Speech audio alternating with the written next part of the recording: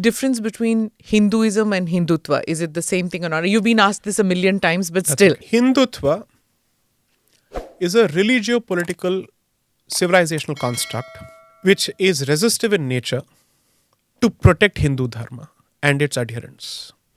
It is a necessity of the times we live in. Unfortunately so, even after several years of Savarkar's passing.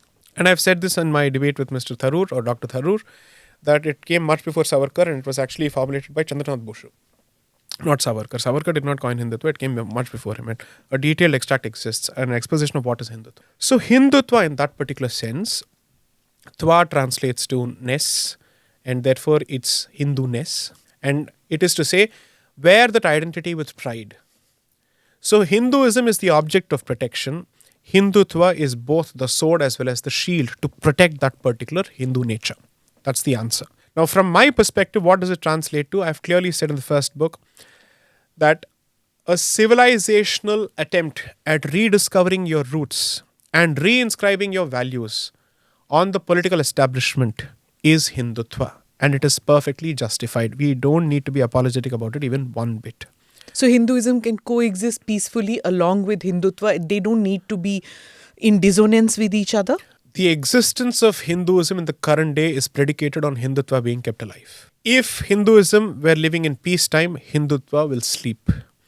But if that's not the case, Hindutva has to stand up. It is the Kshatriya aspect of Hinduism. That pacifist nature of Hinduism is supposed to have kept this civilization alive despite the invasions, despite the colonialism. On the contrary, it's the martial spirit that has kept this civilization alive.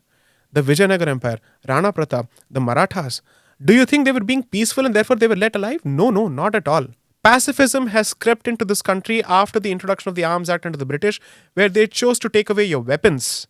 And they chose to ban all your martial traditions such as Kalaripayattu, which is practiced in the southern part of the country. All these traditions were banned. So Kalaripayattu is effectively a martial art which is believed to have been founded by Sri Parashurama, and therefore it is in the Parashurama Kshetra, which is the entire from Konkan to Malabar. The entire region is practiced. Now the point is, it is absolutely factually and historically inaccurate to believe that the peace-loving nature of Hindus is responsible for their continued survival. No.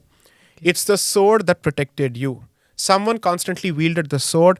It's the Kshatriyas, the Kshatra, and the non-Kshatriyas who ended up taking the role of Kshatriyas. They were the ones to do this for us. This pacifism is the consequence of the moderate spirit introduced into Indian public discourse by the creation of this entity called the Congress. I say this very clearly, that it was done to diffuse a fire. A.O. Hume had 7 volumes of reports saying that there was an underground movement building with massive collection of arms. And there would be a massive repeat of 1857 or even worse. Then he chooses to come out with the safety valve theory that we need to create a political body which provides, let's say, a platform for ventilation so that this anger is dissipated.